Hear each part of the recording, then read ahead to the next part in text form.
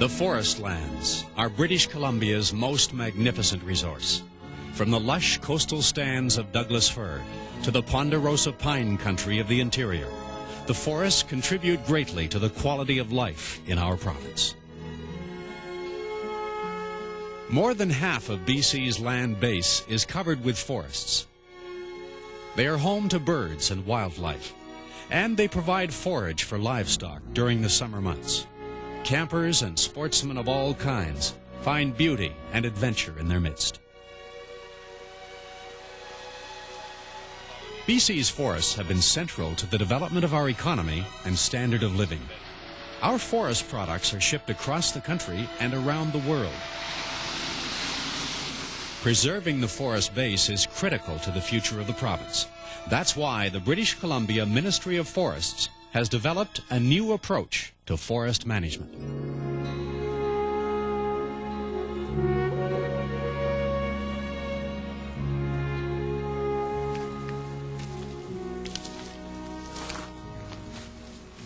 The bud development looks really good for next year. Nice, large and light-colored buds. That's in spite of the soil, actually. It's fairly coarse soil. It's a lot of rock, quite a component. Ecosystems is an approach based on ecology. The key is studying the environment within the forest.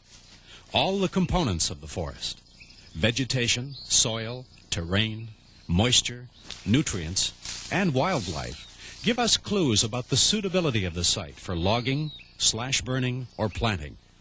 It's much like planting your garden at home. Every gardener knows that annuals like these need a lot of sun, so they go in the warmest spots. Other plants, like these rhododendron bushes, prefer a cooler, moisture location. Ferns grow best at the bottom of a slope, where moisture can accumulate, and they're shaded from too much direct sunlight. In the forest, it's the same story. Certain trees grow best in certain locations. You think there's a finer soil layer underneath possibly holding up the water? Could be, or perhaps some compacted till. Yeah. To plant effectively, we need to study the environment or ecosystem of each location. Quite a high water table.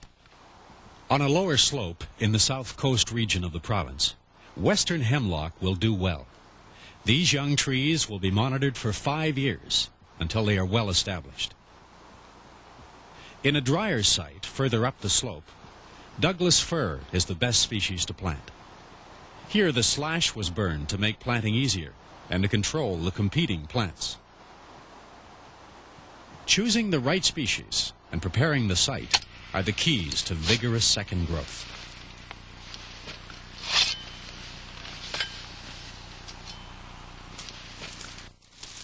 Many factors go into site analysis. With the ecosystems approach, forest managers can predict what effect logging might have on each site. Deciding whether to prescribe a burn for a logged site is a complex question. Some sites should probably never be burned because they're too sensitive. Very rocky sites come to mind with shallow organic soils over rock and so on. Other sites maybe benefit from a very light, low-intensity fire which does not remove a lot of organic material. And yet other sites perhaps could benefit from considerable consumption of organic matter. It all, depends on the nature of the ecosystem and the dynamics of the nutrient cycling of the site. One has to look at this on a site-by-site, ecosystem-by-ecosystem basis. And one can only really decide on the appropriateness of fire, whether to use it or not, and what kind of fire, if you understand the capabilities and the limitations of the ecosystem. Where the nutrients are coming from, what kind of cycling is going on, and so on. Well, it looks like our unit's going to be in the moist coastal western hemlock subzone. It's right up on the base of the... Analyzing the ecosystem requires a survey of each site. Before going out in the field, foresters study maps and aerial photographs of the location. A single site can encompass more than one ecosystem. Well, it looks like a pretty typical upper drier slope slough. Not much diversity in here, Bill. No, there's really not that much. Just a few mosses. There's some red huckleberry around. Right. and a few Experienced more- foresters learn a great deal from the plants in each location. An upper slope like this one is quite different from a mid-slope area lower down. Well, this is quite representative of that mid-slope unit that we've got. Yeah, I'd agree with that, Bill. There's quite a bit of vanilla leaf in here and lots of vaccinium or huckleberry. Let's take a look at the type lines. Check those out. Boy, there's sure a lot of steppe moss here. This is really vigorous, too. Yeah, quite a bit of vanilla leaf, although it's getting hard to see at this time of year. And twin flower all through here. I'm inclined on this unit between the line between the sword fern and moss type to move that upslope a bit, Yeah, right about in there. I think that's right on. We shouldn't be too far away from that sword fern unit. I think we should be able to find that just below us here. Maybe we Yeah, can let's try and- just head down in there and Sure, we should be check able to that. isolate that. The observations made during surveys, combined with the ecosystems approach, provide a valuable tool for good forest management. the soil texture here is sandy loam to loam. And as you can see, the water table is quite near the surface. Lots of seepage water flowing down this slope. Yeah. As far as brush problems here, we've got a fair bit of alder around and some big leaf maple. We'll have to be concerned with maple resprouting and Right. seed in of alder if we expose any mineral soil. Yeah. Okay, sounds good to me.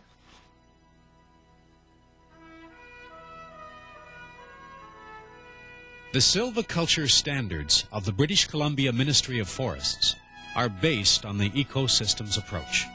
Their goal is to ensure that tomorrow's forests will be preserved. Here on this map, Each year, more than 1,200 forest managers from industry and government participate in ministry-sponsored training programs to learn how to apply the principles of ecology. But how does that connect between the grid and looking on your map? I mean, you have two different mediums here where right, you can't tie it in. that's right. The way that's done is that you identify the climatic regime within which you're working, and then you go out in the field and determine on the grid where that soil sits. In addition to training programs, the ministry provides field guides for each region of the province, along with maps, aerial photos, and a variety of other resources to help forest managers use the ecosystems approach. And the approach is working. It allows them to describe a site to one another without going into a lot of detail. When a person says a horsetail ecosystem, everyone else knows what you mean. They know what the soil's like, they know what the vegetation's like, and they're starting to find really common problems with regenerating those particular ecosystems. So the communication aspect of the classification is one that just can't be overrated.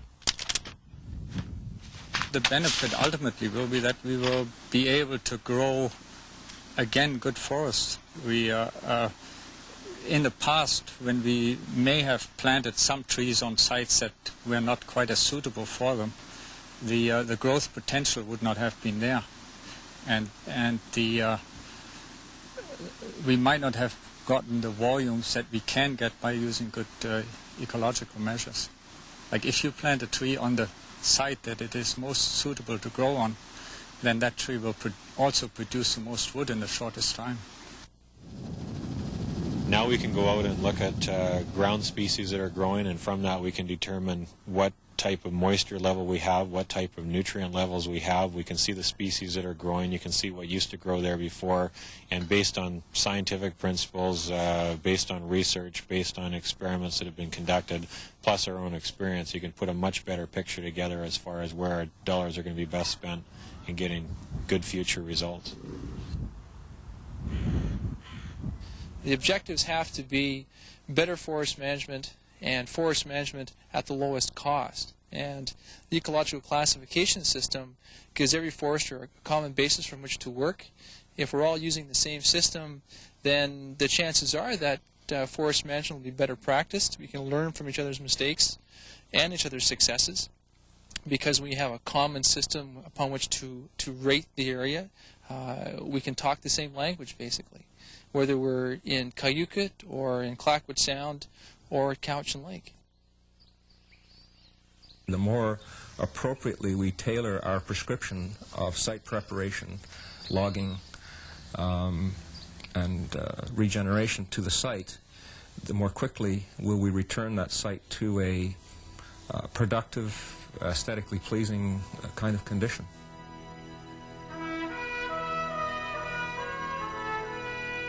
British Columbia's forests are known throughout the world for their beauty and their products. By understanding the forest's natural system and applying sound ecological principles, we can renew our forests for tomorrow.